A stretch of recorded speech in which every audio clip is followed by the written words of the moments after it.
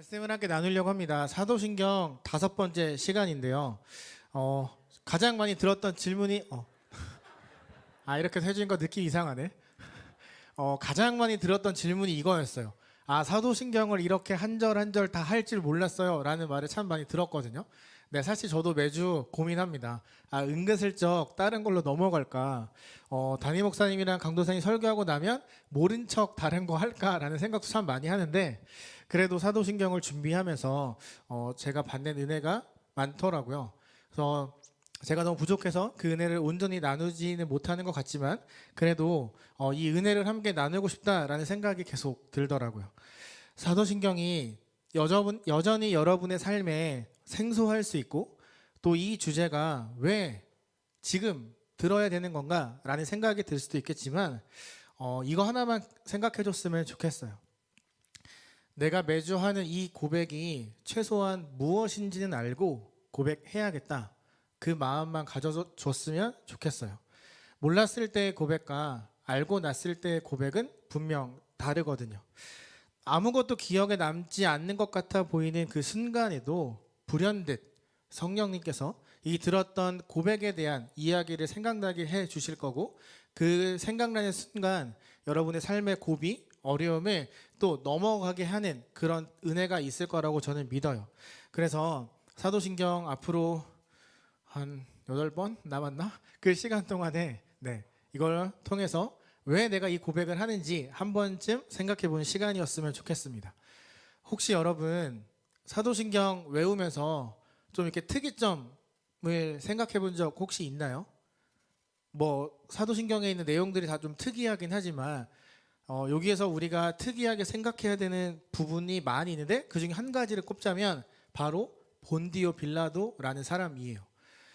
성경에 보면 정말 믿음 좋은 사람들이 되게 많이 있는데, 왜 굳이 사도신경에 본디오 빌라도라는 사람이 그 이름이 들어가 있을까라는 특이점에 대해서 여러분이 한 번쯤 생각해 봐야만 합니다. 왜 제가 그때 영상 설교 한번 할 때 인도 영화관 이야기 한 적 있잖아요. 그 사람들이 감정 이입을 해서 영화를 본다고 말씀을 드렸어요. 그 감정을 더 잘 이해하기 위해서 막 내가 그 안에 있는 것처럼 막 이렇게 해서 영화를 보거든요. 이게 정말 저와 여러분에게 필요해요. 이 말씀을 읽을 때, 또 들을 때 단순히 글로 써 있는 것만 보고 하고 넘어가는 게 아니라, 제가 혹은 강도사님이 전하는 말씀을 듣고 그렇지 하고 지나가는 게 아니라, 왜? 그게 왜? 라는 그런 질문을 계속해서 던져야만 해요. 하나님을 정말 살아계신 분이라고 믿는다면 말씀을 읽고 듣는 것도 마찬가지예요. 지금도 살아계신 하나님이 말씀하신 책 여러분이 보고 있는 거잖아요.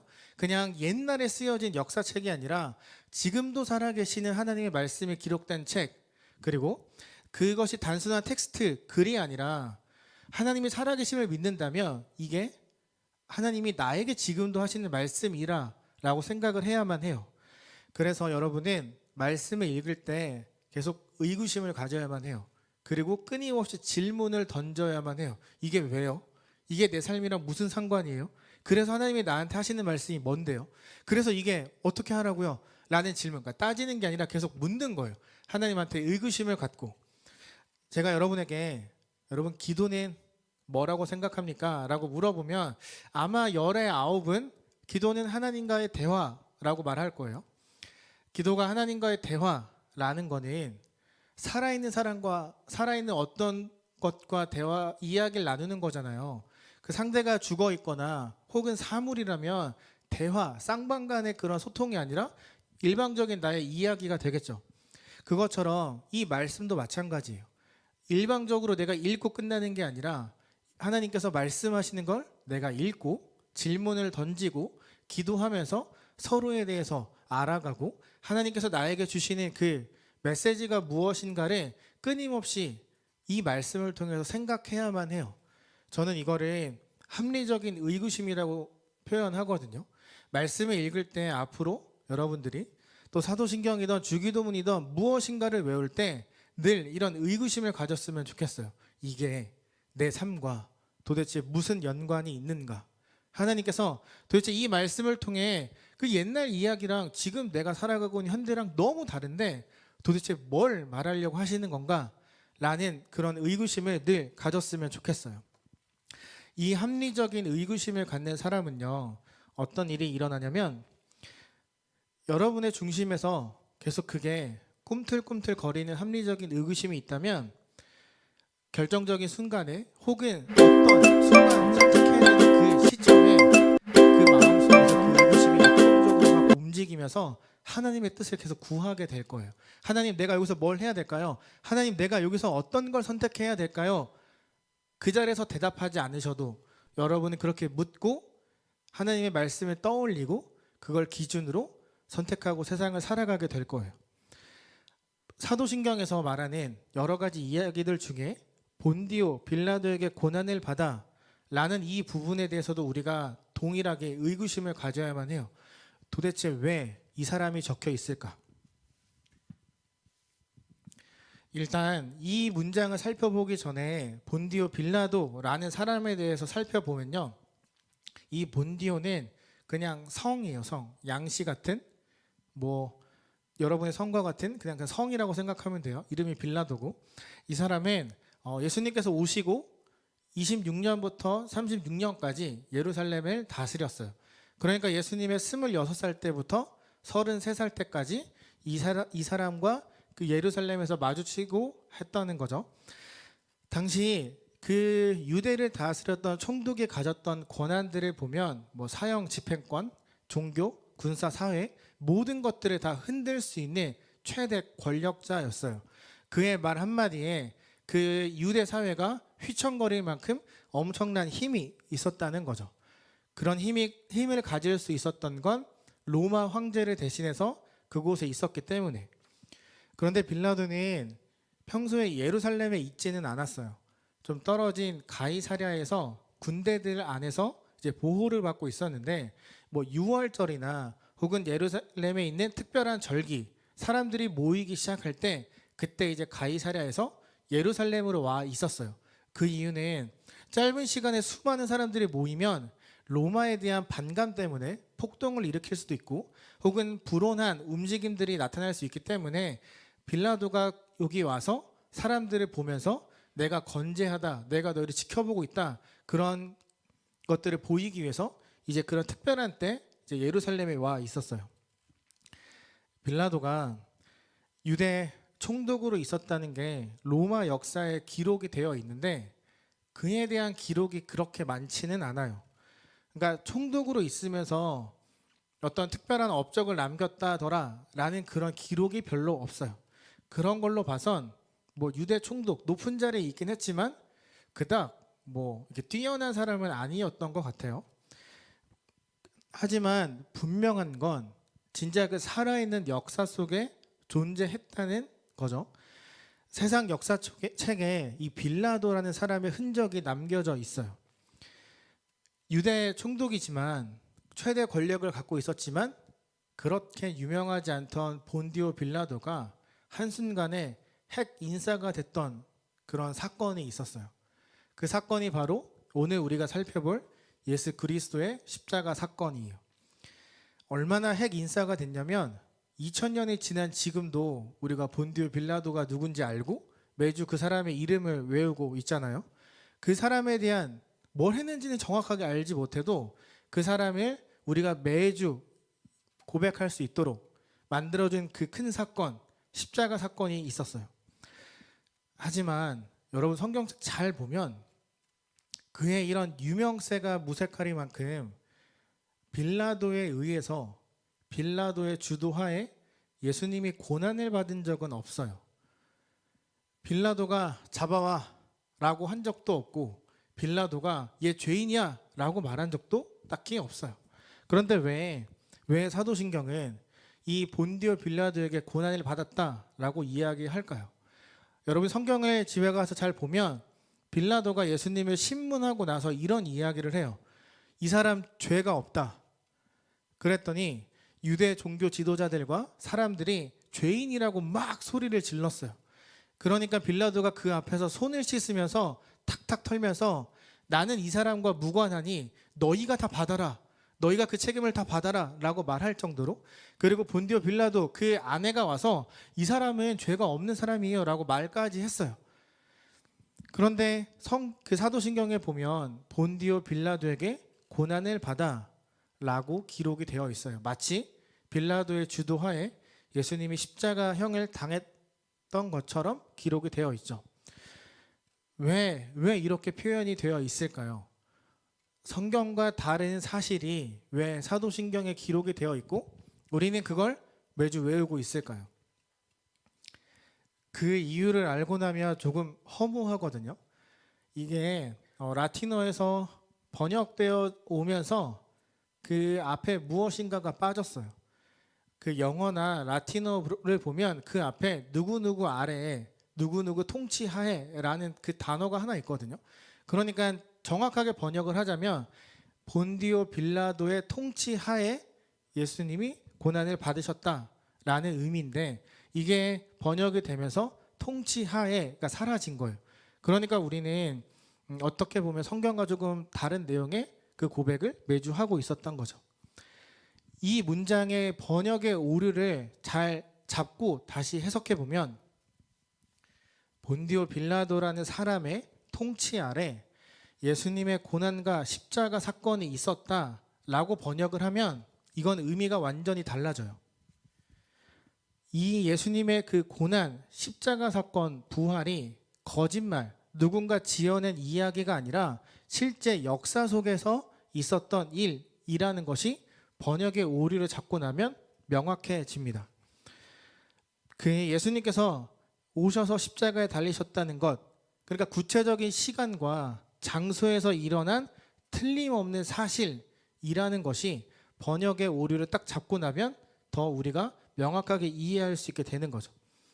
일단 빌라도라는 사람의 이름 자체만으로도 예수님은 어떤 신화, 어떤 전설적인 이야기가 아니라 실제 존재했던 인물이 되는 거예요. 빌라도가 세상 역사책에 기록이 되어 있는 것처럼 이 뜻은 하나님께서 저와 여러분을 만나기 위해서, 그러니까 우리와 얼굴과 얼굴을 대면하기 위해, 구원을 하기 위해 친히 역사 속에 들어오셨다라는 것이 그냥 단순한 글이 아니라 실제 있었던 사건이라는 것을 보여주는 거죠. 우리가 머무는 이 공간에 하나님께서 내려오시는 거예요.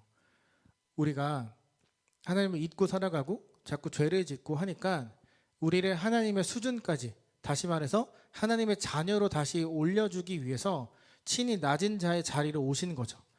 그분을 배신하고 등에 칼을 꽂고 돌아선 우리 역사 속에 들어오셔서 지난주 말씀 나눈 것처럼 손가락질하고 수근거리는 그 스캔들을 다 감당하고 오셔서 그 십자가에 달리셨고 지금도 여전히 그 일을 똑같이 우리 삶에 행하고 계신다는 그 이야기가 바로 본디오 빌라도에게 고난을 받아라는 그 고백이에요.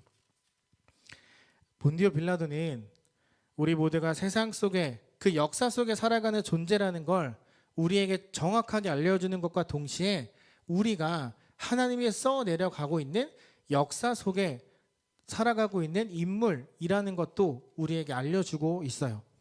그렇기 때문에 굳이 본디오 빌라도라는 사람의 이름을 이 중요한 사도신경에 올려놓은 거죠. 단순히 그분 아래에서 뭐 고난을 받았다 그걸 증명하기 위해서가 아니라 본디오 빌라도라는 사람이 실제로 있었고 그의 통치 아래 예수님이란 존재가 진짜 이 세상에서 살아가다 고난을 받았다는 걸 증명해 주기 위해 그의 이름이 올라간 거죠. 사람들이 예수님을 빌라도 앞에 끌고 왔잖아요. 그리고 빌라도는 공식적으로 예수님을 신문해요. 모두가 볼 수 있는 공간에서, 모두가 바라보는 공간에서 이분은 죄가 없다라고 이야기를 해요. 그런데 유대인 지도자들, 종교인들, 그리고 그들에게 선동된 많은 사람들이 아니, 이 사람은 죄가 있다라고 외치니까 그 판결이 한 번에 뒤집혀지죠. 모두가 보는 앞에서 공개적인 자리에서 공개적 처형을 명령받는 거죠.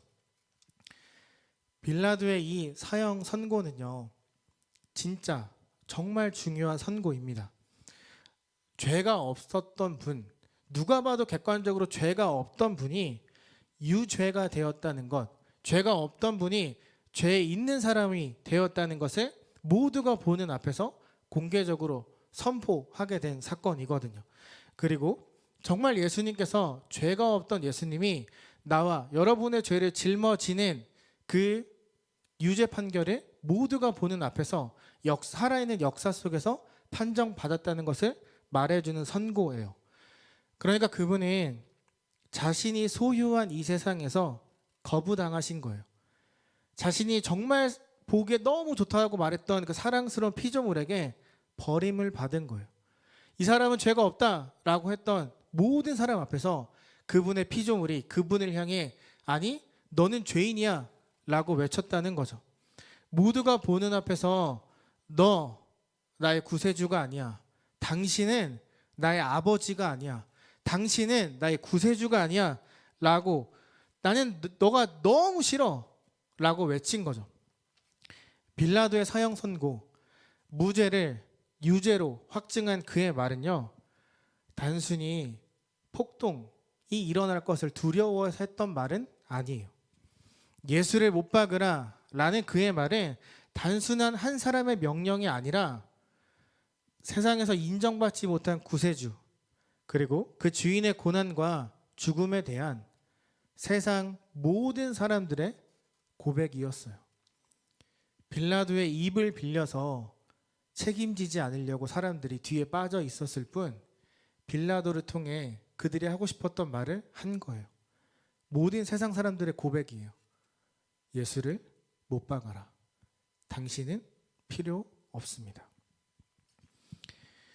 어쩌면 저와 여러분들의 고백일지도 모르죠. 나도 모르게 매일의 삶 속에서 하나님을 잊고 밀어내고 거절하고 살았을지도 모르죠. 우리도 어쩌면 살아가면서 그 예수님 앞에서 빌라도처럼 그 군중들처럼 예수님을 적극적으로 부인하고 십자가에 달았을지 몰라요. 그분 없이 사는 게 더 편하다 생각했을지 몰라요. 솔직히 말해서 여러분, 예수님 몰랐으면 좀 편했을 거 아니에요. 직장에서 동료들이랑 그냥 마음껏 먹고 마시고 즐기고 마음대로 살았을 거 아니에요. 학교에서 선후배들이랑 신나게 밤마다 달렸을 거 아니에요. 굳이 술 마시면서 나쁜 짓 하면서 마음에 가책 느끼지 않아도 괜찮잖아요. 예수님 몰랐다면 소개팅 교회 안 다닌 사람 만나도 괜찮잖아요. 예수님 몰랐다면 그냥 눈에 보이는 좋아 보이는 사람 아무나 만나도 되는 거잖아요. 굳이 교회 다녀서 예수님 믿어서 나 예수님 믿는 사람 아니면 안 만나 라고 하다 보니까 소개팅할 사람이 없는 거잖아요. 차라리 예수님 안 믿었으면 훨씬 편할 거 아니에요. 말씀대로 살지 못했다고 자책할 필요도 없고 왜 나는 이 모양으로 사냐고 힘들어하고 누군가에게 자책하고 한탄하지 않아도 되잖아요. 지난주 복음은 스캔들이라고 말했죠. 여러분처럼 당시 사람들에게도 그랬을 거예요. 도대체 예수라는 저 사람은 누군데 내 마음을 이렇게 흔들어대는 걸까? 아, 나 저 사람 때문에 마음이 너무 불편해. 아, 난 저 사람 몰랐을 때 그냥 편하고 너무 행복했는데 아, 저 사람 알고 나니까 너무 마음이 불편해. 아, 이것도 하면 안 될 것 같고 저것도 하면 안 될 것 같고 아, 회개하라고 하는데 아, 난 아무리 생각해도 죄 지은 게 없는데 왜 이렇게 찜찜하지? 아, 차라리 저 말 안 들었으면, 차라리 저 사람 안 만났으면, 그런 마음 이 사람들도 가졌을 거예요.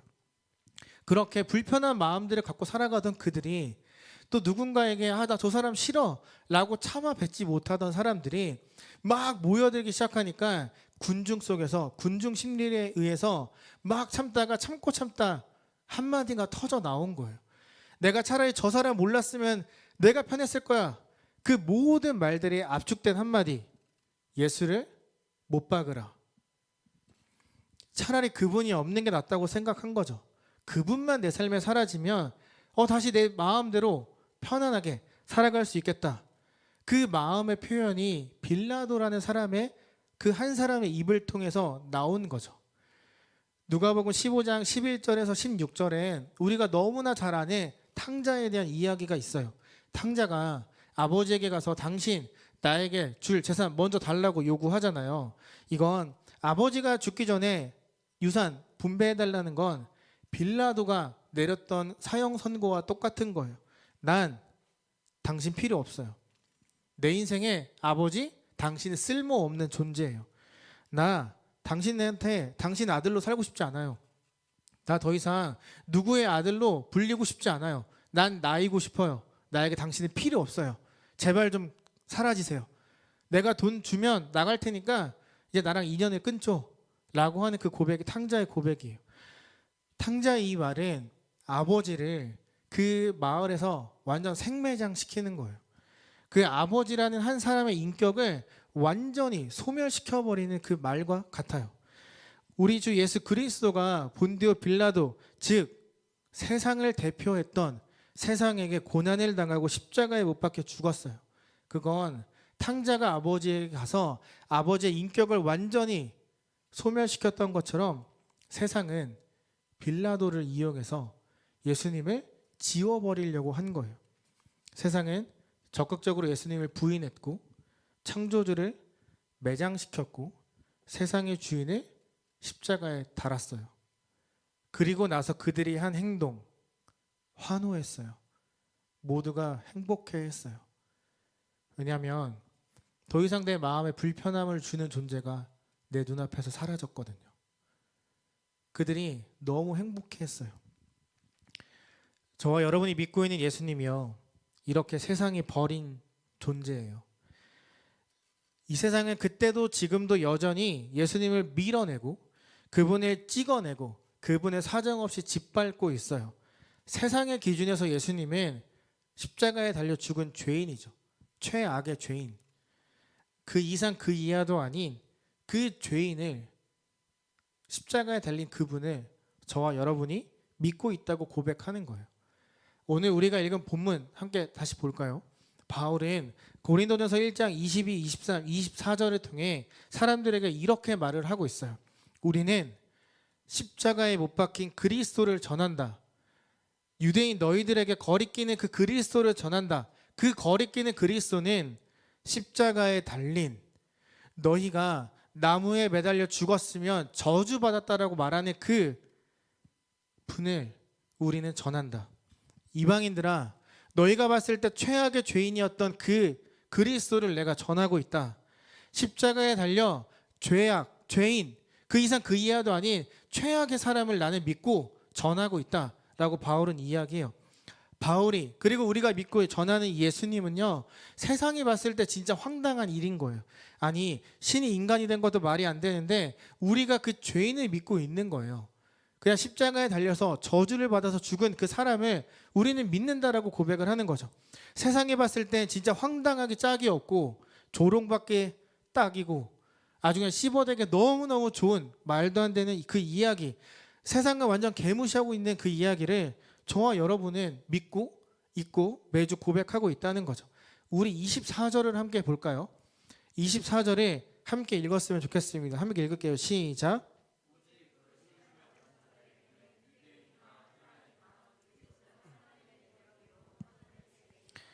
아멘. 세상은 예수님의 존재를 부정하고 황당하다고 말해요. 죄인이라고 말해요. 아우, 십자가에 달려 죽은 저 사람 왜 믿어? 라고 말해요. 하지만 이 말씀에 의하면 그분이 우리에게 능력이 되고 세상을 살아갈 지혜가 되는 거예요.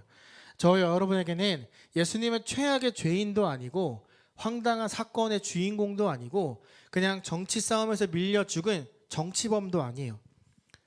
그래서 저와 여러분은 예수님을 확신하고 선포해야만 합니다. 그런데 여러분이 정말 예수님을 믿고 확신하고 선포하며 살아가면요, 한 가지 큰 문제가 생겨요. 바로 내 믿음에 대한 의심이 생긴다는 거예요. 빌라도 같은 세상의 권세가 전방위로 여러분을 막 압박할 거예요. 열심히 살아가려고 노력하면 할수록 현타가 오면서 나 그리스도인 맞나? 라는 생각이 들며 내 믿음이 부끄러워지는 순간이 여러분에게 올 거예요. 제대로 살아가고 있지 못한다는 자책? 내 믿음은 왜 이대로지?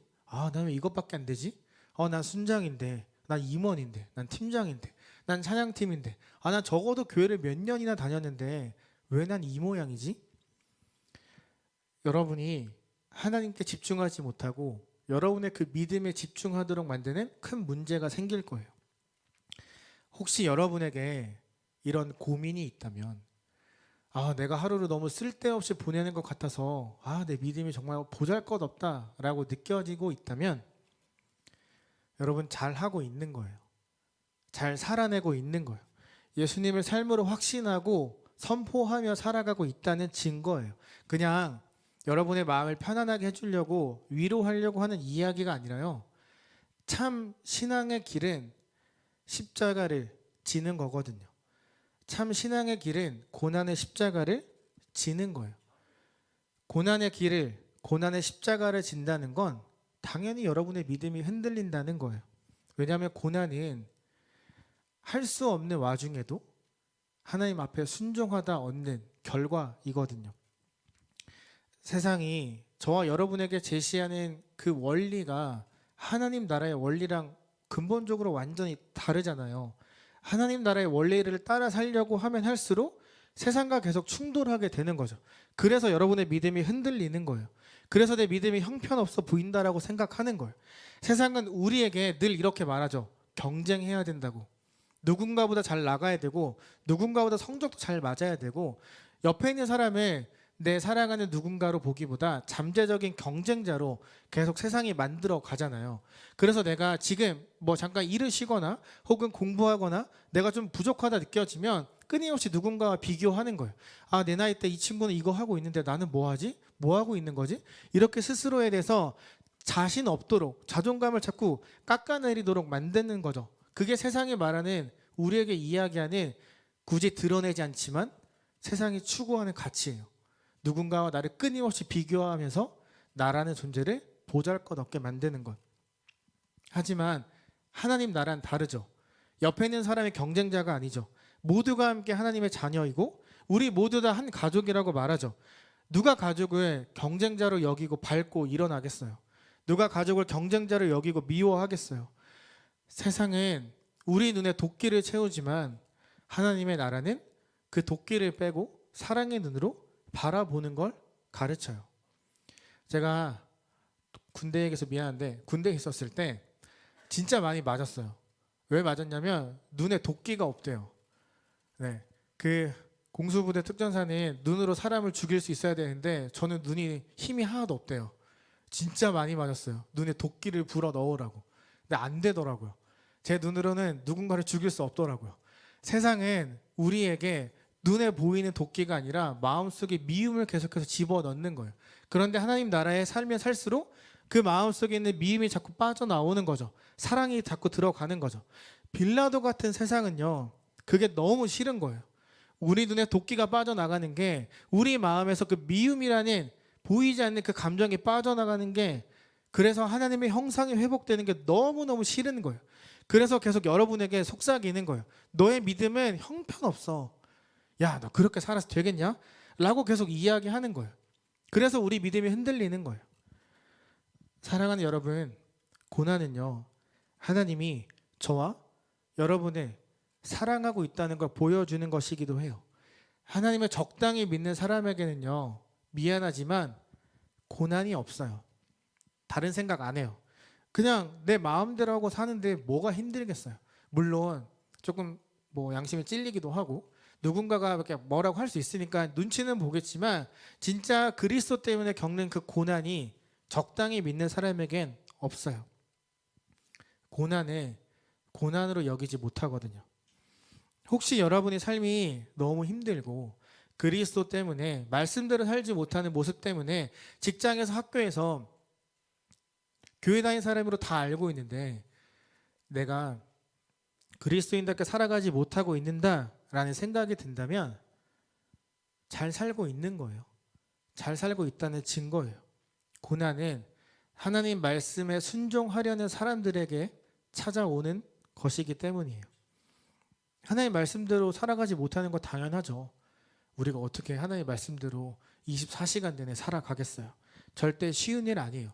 하지만 살아보려고 노력하는 그 사람에게는 필연적으로 그리스도 때문에 겪는 고난이 존재합니다. 여러분 미안하지만 그 고난을 품었으면 좋겠어요.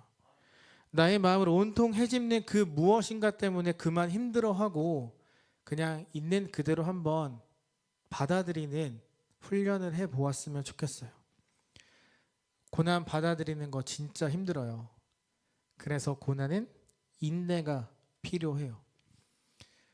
그런데 이 고난을 품고 인내하면 그 결과가 뭐냐면요. 이 당시에는 죄인을 특사로 풀어주는 일이 있었어요. 지금처럼 뭐 광복절 특사 혹은 뭐 대통령이 바뀔 때 정치적으로 누군가를 풀어주는 것처럼 그 풀어주는 일이 있었는데 빌라도가 보았을 때 예수님은 죄가 없었죠. 예수님을 풀어주고 싶었어요. 하지만 세상은 진짜 죄인이었던 바라바를 풀어주라고 요구해요. 결국 엉터리 재판이 되었어요. 무죄였던 예수님은 유죄가 되었고 죄가 있었던 바라바는 무죄가 되었어요. 이 엉터리 재판이 저와 여러분에게 주는 정말 중요한 메시지가 있어요. 앞으로 우리가 하나님 앞에 가게 되었을 때를 보여주는 장면이기도 하거든요. 우리 솔직히 빼박 죄인이잖아요. 우리 하나님 심판대 앞에 서면 유죄 판결 받을 거잖아요. 하지만 동시에 무죄 판결을 받을 거예요. 죄가 없다는 선고를 받을 거예요. 바라바는 자신이 죄인이라는 걸 알고 있었어요. 자기는 살아나지 못한다는 걸 알고 있었어요. 무조건 자기는 십자가에 달린다는 것 알고 있었어요. 그런데 갑자기 예상치 못한 무죄 판결이 탁 떨어지면서 자유를 얻게 되었어요. 이해할 수 없는 자유가 갑자기 그에게 주어진 거죠. 여러분이 고난 속에서 죽을 듯이 힘들고 속상하고 또 화도 나겠지만 그거를 한번 품는 연습을 해야 되는 이유가 바로 이거예요. 그 고난의 인내가 하나님 나라에서 여러분에게 무죄의 은혜를 누리게 해줄 것이기 때문이에요.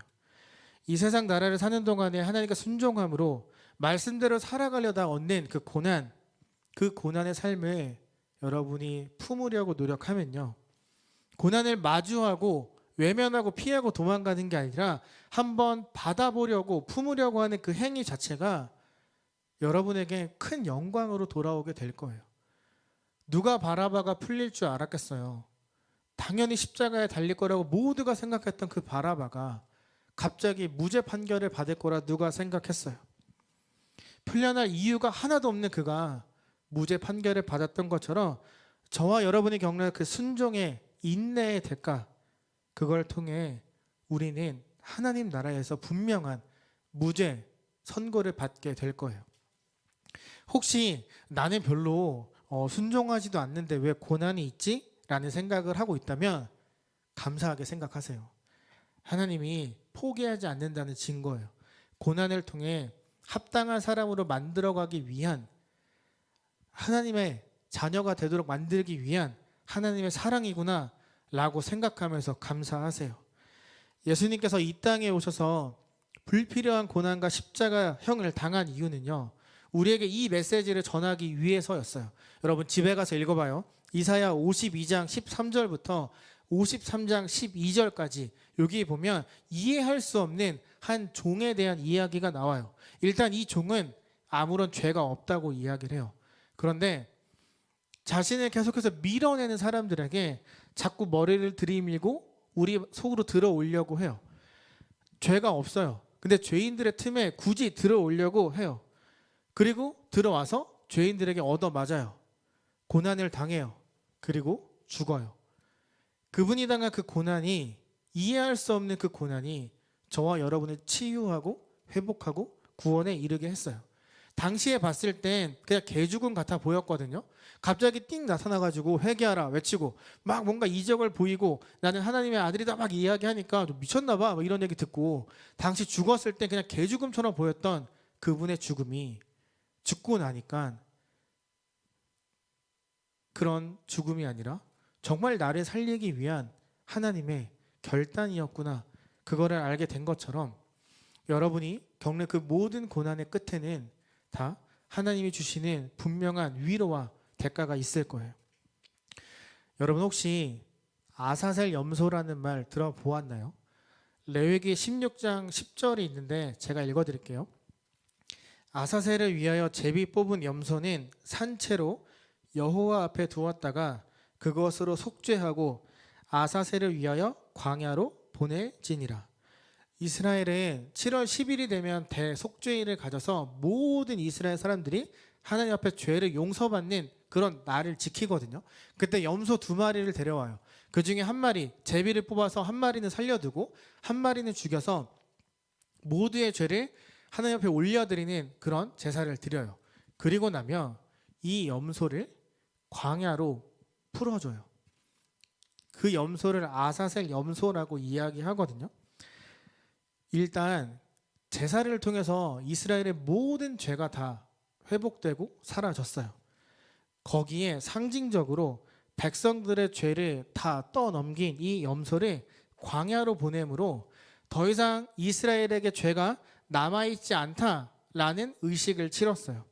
이 염소는 백성들의 죄를 짊어지고 계속 걸어가요. 사람들의 시야에서 사라질 때까지 계속 걸어가요. 걸어가다 광야에서 맹수를 만나 찢겨 죽거나 굶어 죽거나 절벽에 떨어져 죽어요. 이스라엘의 죄가 멀리 멀리 사라져 용서받는 상징을 보여주는 걸 아사셀 염소라고 이야기해요. 이 아사셀 염소는 그 역할이 예수님의 역할과 똑같아요. 세상 모든 사람들의 죄를 홀로 짊어지고 아무도 없는 곳에, 그 누구도 도와줄 수 없는 곳에 혼자 남으셨어요. 아무도 도와줄 수 없는 십자가에 달려서 오롯이 그 모든 고통을 다 받아내셨어요.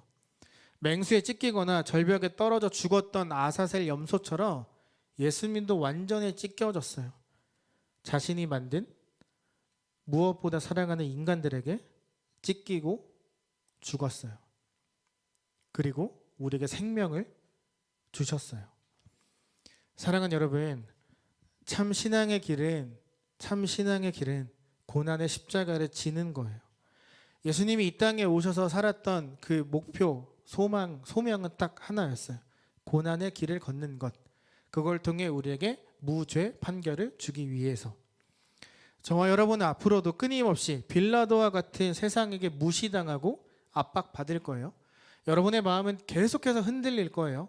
예배 가운데 집중하지 못하고 자꾸 졸리고 피곤하고 힘들고 여러분이 하나님 앞에 집중하지 못하도록 만드는 일들이 계속해서 일어날 거예요. 모든 마음과 신경을 다 끊어버려서 아무것도 들리지도 보이지도 않게 할 거예요. 내가 계속해서 반복해서 지었던 그 죄가 더 이상 죄로 느껴지지 않도록 무뎌지게 만들 거예요. 그때 이 고백을 꼭 기억했으면 좋겠어요. 본디오 빌라도의 고난을 받아 십자가에 죽으시고, 정확하게 본디오 빌라도의 통치하에 고난을 받아 십자가에 죽으시고. 이걸 왜 기억해야 하냐면요, 예수님의 고난과 죽음은 실제 있었던 일이기 때문이에요. 여러분이 갖고 있는 그 하나님을 향한 믿음은 가짜, 헛된 것이 아니기 때문이에요. 본디오 빌라도에게 고난을 받아 십자가에 못 박혀 죽으시고 라는 이 고백은 저와 여러분이 하나님을 지독히도 미워하고 싫어하는 세상 가운데 살아가고 있는 여러분의 생생한 믿음을 보여주는 것이기도 해요. 이야기한 것처럼 참 신앙의 길은 고난의 십자가를 지는 거예요. 고난의 십자가는 진짜예요. 십자가를 통해 받는 구원과 그분을 향한 여러분의 믿음 역시 진짜예요. 하나님은 저와 여러분을 위해 우리가 머무는 그 구체적인 시간과 장소, 공간 속에 오셨어요. 2000년 전에 나타나고 끝나지 않았어요. 지금도 우리가, 여러분이, 내가 살아가고 있는 그 삶의 자리, 지금 이 자리, 이 시간, 이곳에 동일하게 찾아오셨어요. 그걸 여러분 정말 믿어야만 해요. 단순히 어떤 종교적인 활동이 아니라 진짜 하나님이 이곳에 나와 함께 하신다는 걸 꼭 믿어야만 해요. 한 주간 살아가면서 여러 부정적인 생각이 여러분의 마음을 괴롭힌다면 그때 이 고백을 꼭 했으면 좋겠어요.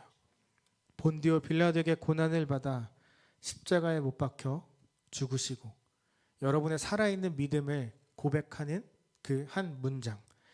그때나 지금이나 동일하게 살아계셔서 그리고 우리의 삶에 내려오셔서 나와 눈높이를 맞추고 내 눈을 보고 말씀하시는 그 하나님의 사랑과 은혜가 무엇인지 깨닫는, 그래서 그 여러분의 믿음이 정말 생생하게 살아있다는 것을 누리는 이번 한 주가 되기를 소망하며 축복합니다.